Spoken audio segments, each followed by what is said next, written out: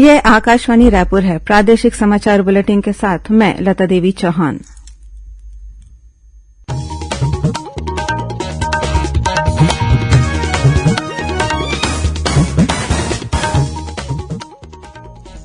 और अब पेश है आज के मुख्य समाचार। केंद्र सरकार ने कच्चे पाम ऑयल, सोयाबीन और सूरजमुखी तेल पर आधार शुल्क किया समाप्त। खाद्य तेल की कीमतों को कम करने के लिए कृषि उपकर में भी कटौती की गई। छत्तीसगढ़ में भारतीय जनता पार्टी ने राज्य सरकार से पेट्रोल डीजल पर वैट घटाने की मांग की। वहीं मुख्यमंत्री ने कहा कि छत्तीसगढ़ में अब भी पेट्रोल पर भाजपा सरकार के कार्यकाल जितना ही वैट लागू है। राज्यपाल को झीरम घाटी जांच आयोग ने सौंपी जांच रिपोर्ट। और प्रदेश भर में आज मनाया जा रहा है भाई दूज का पर्व। ग्रामीण इलाकों में रही मातर की धूम।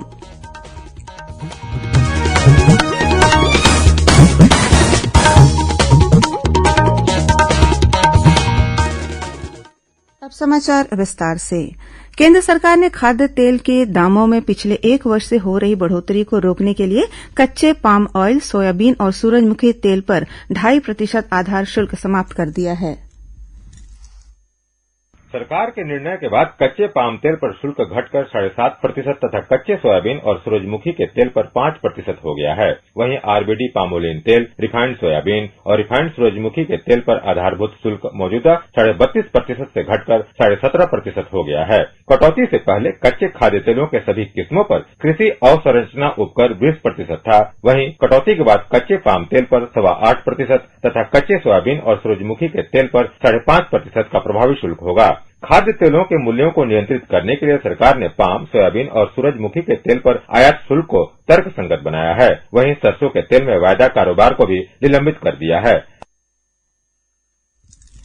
छत्तीसगढ़ में भाजपा के प्रदेश अध्यक्ष विष्णुदेव साय ने राज्य सरकार से पेट्रोल डीजल पर वैट घटाने की मांग की है। श्री साय ने कहा कि राज्य सरकार वैट घटाकर लोगों को राहत पहुंचाए।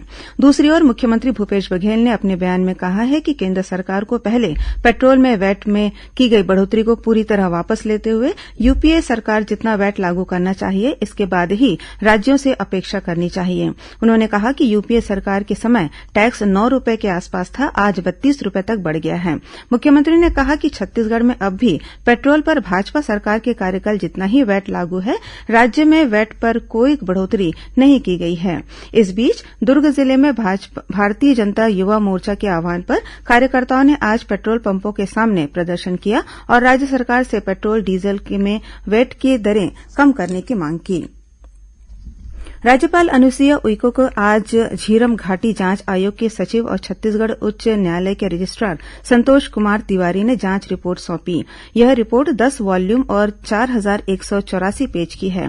गौरतलब है कि 25 मई 2013 को बस्तर की झीरम घाटी में माओवादियों द्वारा तत्कालीन कांग्रेस विधायक नंदकुमार पटेल के काफिले पर हमला किया गया था। इसमें नंदकुमार पटेल, महेन्द्र कर्मा सहित अन्य लोग शहीद हो गए थे।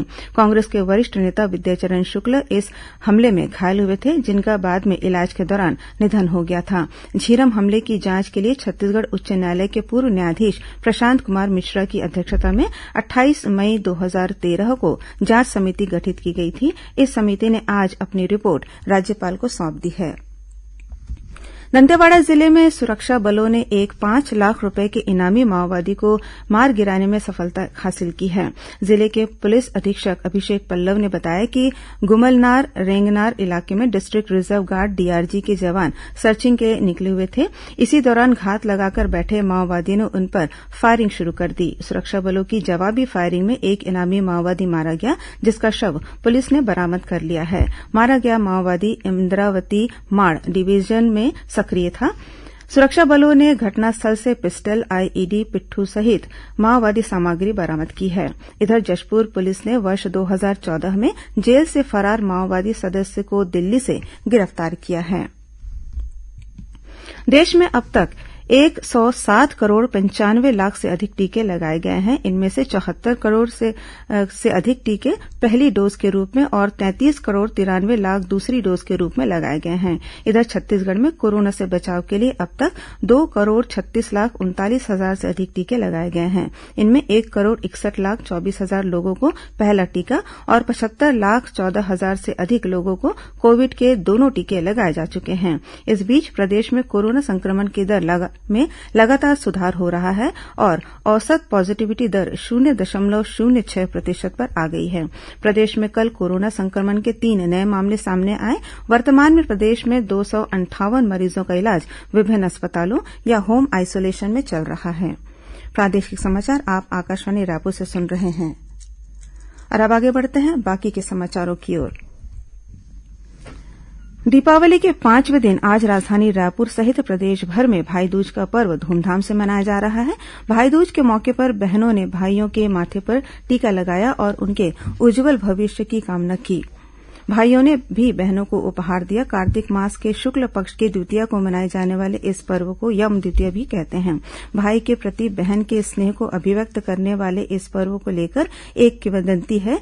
यह भी है कि यम देवता ने अपनी बहन यमी को लंबे इंतजार के बाद इस दिन दर्शन दिया था। तभी से यह प्रथा चली आ रही है। इस बीच भाई दूज के अवसर पर मुख्यमंत्री के भिलाई 3 स्थित निवास में उनकी बहनों विजयलक्ष्मी वर्मा और संगीता वर्मा ने मुख्यमंत्री को तिलक लगाकर उनके स्वस्थ और खुशहाल जीवन की कामना की। इधर प्रदेश के विभिन्न जिलों में आज मातर का त्यौहार भी हर्षोल्लास के साथ मनाया जा रहा है। इस अवसर पर कुछ स्थानों में अखाड़चियों ने आकर्षक करतब भी दिखाए। वहीं ग्रामीणों ने देवी देवताओं की पूजा अर्चना कर सुख समृद्धि की कामना की। गौरतलब है कि आज के दिन राउत समाज के लोग मैदान में गायों के झुंड के बीच हैरतअंगेज करतब दिखाते हैं और शाम को मड़ई का आयोजन किया जाता है। श्रोताओं, आजादी के अमृत महोत्सव पर प्रादेशिक समाचार एकांश आकाशवाणी रायपुर द्वारा आयोजित की जा रही प्रश्नोत्तरी प्रतियोगिता में हमारे श्रोतागण काफी उत्साह के साथ भागीदारी कर रहे हैं। कल इस प्रश्नोत्तरी श्रृंखला के 8वें अंक में हिन्दी समाचार बुलेटिन में प्रश्न पूछा गया था कि छत्तीसगढ़ का राजकीय पशु क्या है। इसका सही जवाब है वन भैंसा। प्रश्न के उत्तर में बड़ी संख्या में लोगों ने जवाब भेजे हैं, लेकिन हमें सबसे पहले सही जवाब भेजने वाले विजेता हैं महासमुंद जिले के ग्राम बम्बुरडीही बावनकेरा निवासी रमाकांत महिलांग। श्री महिलांग को विजेता बनने पर हम आकाशवाणी परिवार की ओर से हार्दिक बधाई और शुभकामनाएं देते हैं। श्रोता, रमाकांत महिलांग आकाशवाणी समाचार के नियमित श्रोता हैं। उन्होंने बताया कि रेडियो मनोरंजन के साथ साथ ज्ञान का भी साधन है। इसके जरिए उन्हें अपने करियर को भी आगे बढ़ाने में मदद मिली है। मैं रमाकांत महिलांग ग्राम बम्बुरडीही बावनकेरा जिला महासमुंद से बोल रहा हूँ। मैं रेडियो बहुत पहले से सुन रहा हूँ। 35 साल हो गया मेरे को रेडियो सुनते। इसमें आकाशवाणी रायपुर से समाचार बहुत अच्छा लगता है और इस ज्ञानवर्धक कार्यक्रम सुनने को मिलते हैं। श्रोताओं, इन दिनों आजादी का अमृत महोत्सव मनाया जा रहा है। इसके अंतर्गत आजादी के आंदोलन और उसके जाने माने नेताओं तथा गुमनाम नायकों के बारे में भी लोगों को जानकारी दी जा रही है। इसी कड़ी में आजादी के आंदोलन के दौरान महात्मा गांधी द्वारा किए गए छत्तीसगढ़ के दौरों के बारे में और अधिक जानकारी हासिल करने के लिए आकाशवाणी समाचार ने बात की प्रदेश के जाने माने राजनीतिक और सामाजिक विश्लेषक तथा वरिष्ठ पत्रकार शशांक शर्मा से।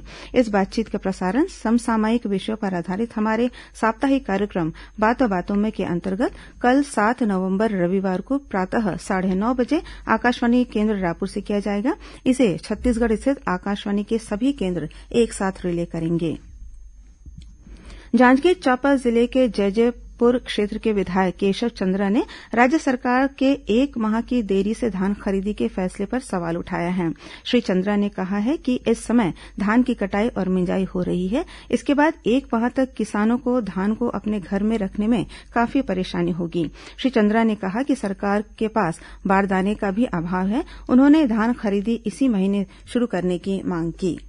और अब पेश है मौसम का हाल। प्रदेश में आने वाले दिनों में न्यूनतम तापमान में 2 से 3 डिग्री सेल्सियस गिरावट होने की संभावना है, जिससे ठंड में बढ़ोतरी होने के आसार हैं। मौसम विभाग से मिली जानकारी के अनुसार इस समय बंगाल की खाड़ी से नमी आने के कारण दक्षिण छत्तीसगढ़ में आंशिक रूप से बादल छाए हुए हैं। इससे हवा की दिशा में परिवर्तन के कारण मौसम में बदलाव होने की संभावना है। अब कुछ अन्य खबरें संक्षिप्त में। कैबिनेट मंत्री अमरजीत भगत ने मुख्यमंत्री भूपेश बघेल को पत्र लिखकर सरगुजा जिले के बतौली और चिरंगा में प्रस्तावित एल्मुना रिफाइनरी फैक्ट्री को निरस्त करने की मांग की है। कोरबा जिले के पुलिस अधीक्षक भोजराम पटेल प्रत्येक मंगलवार को दोपहर 11 बजे पुलिस अधीक्षक कार्यालय में जनदर्शन लगाएंगे, जिसमें लोगों की समस्याओं का निराकरण किया जाएगा। प्रथम ईस्ट जोन रोल बॉल राष्ट्रीय चैंपियनशिप का आयोजन 13 और 14 नवंबर को भिलाई में किया जाएगा। इस स्पर्धा में 7 राज्यों के पुरुष और महिला वर्ग की टीमें भाग लेंगी। भाजपा की राष्ट्रीय कार्यसमिति की बैठक कल नई दिल्ली में होगी, जिसमें प्रदेश भाजपा के पदाधिकारी वर्चुअल रूप से जुड़ेंगे। और कोंडागांव पुलिस ने बस्तर फाइटर भर्ती के तहत नौकरी लगाने का झांसा देकर ठगी करने वाले 3 लोगों को फरसगांव में गिरफ्तार किया है। अंत में मुख्य समाचार एक बार फिर। केंद्र सरकार ने कच्चे पाम ऑयल, सोयाबीन और सूरजमुखी तेल पर आधार शुल्क किया समाप्त। खाद्य तेल की कीमतों को कम करने के लिए कृषि उपकर में भी कटौती की गई। छत्तीसगढ़ में भारतीय जनता पार्टी ने राज्य सरकार से पेट्रोल डीजल पर वैट घटाने की मांग की। वहीं मुख्यमंत्री ने कहा कि छत्तीसगढ़ में अब भी पेट्रोल पर भाजपा सरकार के कार्यकाल जितना ही वैट लागू है। राज्यपाल को झीरम घाटी जांच आयोग ने सौंपी जांच रिपोर्ट। और प्रदेशभर में आज मनाया जा रहा है भाई दूज का पर्व। ग्रामीण इलाकों में रही मातल की धूप। इसी के साथ प्रादेशिक समाचार बुलेटिन समाप्त हुआ। नमस्कार।